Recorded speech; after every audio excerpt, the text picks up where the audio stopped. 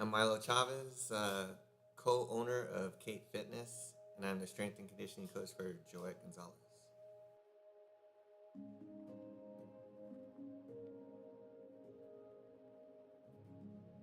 So I've known Joet and the whole family, the Gonzalez family, since they were probably like 5 years old. I think Joet was 5 or 6 years old when I first met them. I was friends with the dad, and it was funny because how things evolve around. I get a call when Joet has already been fighting. I knew he was fighting amateur and went on, started fighting pro and stuff. And then probably about 3 years, 4 years into, probably 3 years or 4 years into his pro career is when I get a call from his dad saying, "Hey, Milo, I've been seeing your videos of training athletes on social media. Would you be interested in training my boys?" I said, "Sure, let's make it happen." So they came down to my gym and worked them out one time, and it was funny because the first time they're really they're boxers, so no, I don't need water. I don't need water. I'm tough, And I go, okay. One round goes around, they come back. Here comes Joed, and I go, "You sure you don't need some water? Get some." "No, I'm good." Third round comes around, and it's like, "You need some water?" "Yeah, I'll get some water." Start getting water. Kind of find out, they were sore for a few days after that. They didn't realize how much of a difference strength and conditioning actually makes with them and stuff. So, yeah, and that July of 2016 of July was our first camp that I actually started with him for his fight in August.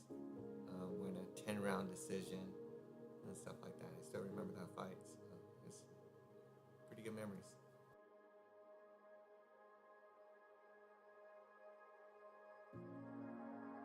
Fighter that he is today, what I see in him is his work ethic. I mean, it's just, he's a different breed. He truly is. I train several athletes, but the work ethic that he has and the attention to detail that he puts into everything, I think what separates him, from a lot of other people. Instead of just going to the workout and like not not focusing on what I'm really trying to get out of him for the purpose of that exercise, he really focuses on stuff like that. And he doesn't stop. It's like he'll sit there and just keep on or stay there and continue going and going and going until he can get it. And it's like, okay, that's without me even pushing him. So as a trainer, you want to start working with athletes like that don't have to, how do you say it? You don't have to be there all the time. That work ethic is there in him, whether we're there or not. So, and that's something I think that's very rare in athletes because, coaches aren't there or trainers aren't there.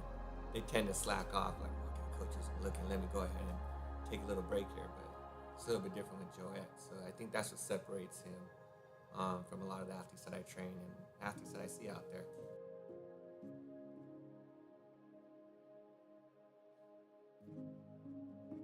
Yeah, so Joet, I would describe him as a fighter as scary.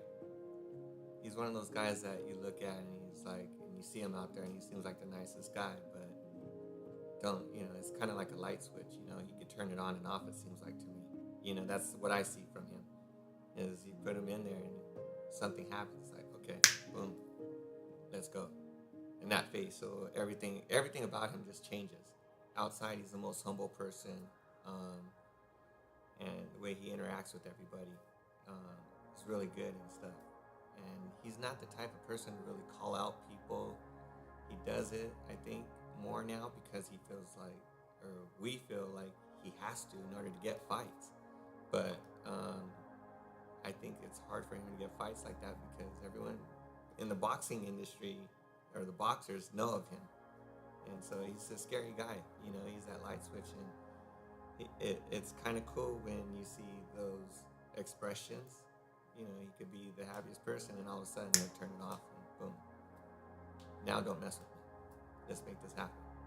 And I get to see that, I experience that in the locker room or in the dressing room and stuff like that. When he's just sitting there, and you see him just, he'll be laughing at us and stuff like that, or messing around, and then all of a sudden it's like game time.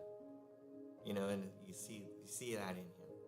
And for someone to be able to control that, it's kind of scary, because you don't know. You could walk up to someone and be like, hey, all of a sudden it's, oh, I'm sorry. So nah, I feel sorry for his opponents in the ring because that's what they get to see.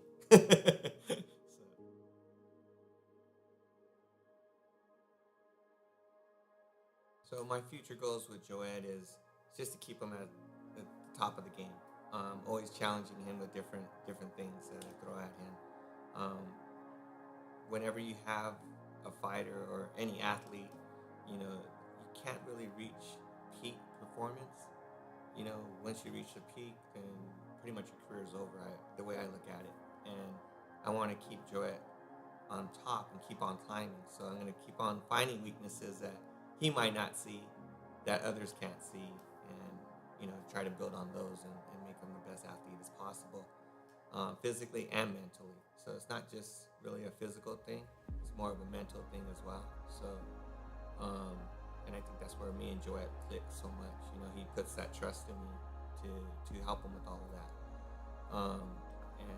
And my goal for him is to help him win a world title this year and make sure he's in the best shape for that, as well as being the best fighter of his time, in this weight class and whatever weight class he chooses.